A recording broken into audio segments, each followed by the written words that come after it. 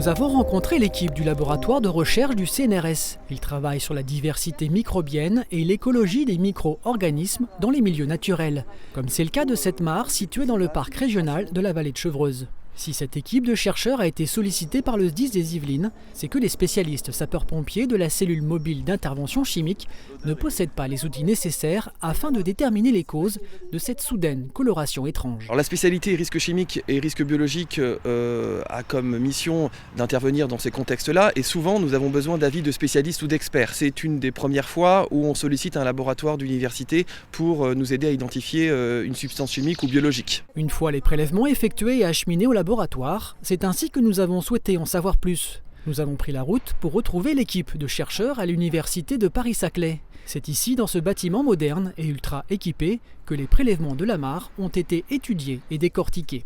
On a été contacté par les services de pompiers. Ils voulaient savoir si c'était une pollution chimique éventuellement ou alors si c'était bactériologique. Nous, on s'est rendu sur la mare. On a pensé tout de suite que c'était des phénomènes naturels et en effet, c'est le cas. Donc c'est un écosystème très classique. C'est une mare d'une forêt tempérée comme il y en a beaucoup dans la région. On a trouvé des bactéries et qui font la photosynthèse en oxygénie. En fait, elles vont faire le recyclage de certains composés. Elles interviennent au niveau du cycle du carbone et du soufre. Donc, elles font leur travail dans la nature.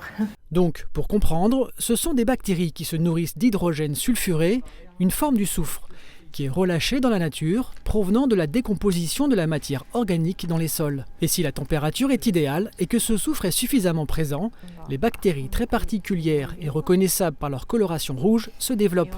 Elles utilisent alors un procédé de photosynthèse qui ressemble à celui des plantes, mais en utilisant non pas l'H2O, mais l'hydrogène sulfuré. C'est un processus naturel. D'ailleurs, cette odeur à soufre, l'hydrogène sulfureux, qui en grande quantité peut être dangereux, en fait, elle le transforme. Donc, elle l'élimine de la nature en le recyclant, en fait. Ce sont des recycleuses naturelles. Si ce laboratoire est intervenu sur la mare de Saint-Lambert-des-Bois, ce n'est pas par hasard.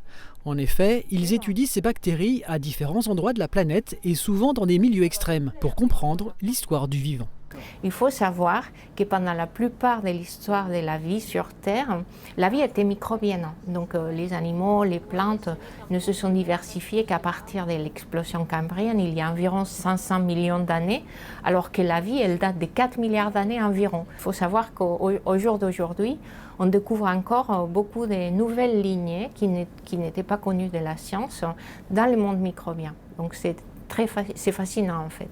Malgré le fait que le monde microbien soit difficilement accessible et compréhensible par le commun des mortels, les chercheurs souhaitent de plus en plus informer la population afin d'expliquer cet univers caché mais nécessaire à la vie sur Terre. Des chercheurs auxquels les sapeurs-pompiers feront de plus en plus appel. Ça fait partie finalement du réseau autour duquel on s'entoure et que l'on peut solliciter de temps en temps pour nous donner un coup de main. Donc probablement que ça fera partie maintenant peut-être des interlocuteurs qui, dans un contexte similaire, pourront être sollicités pour nous aider dans ce type d'intervention.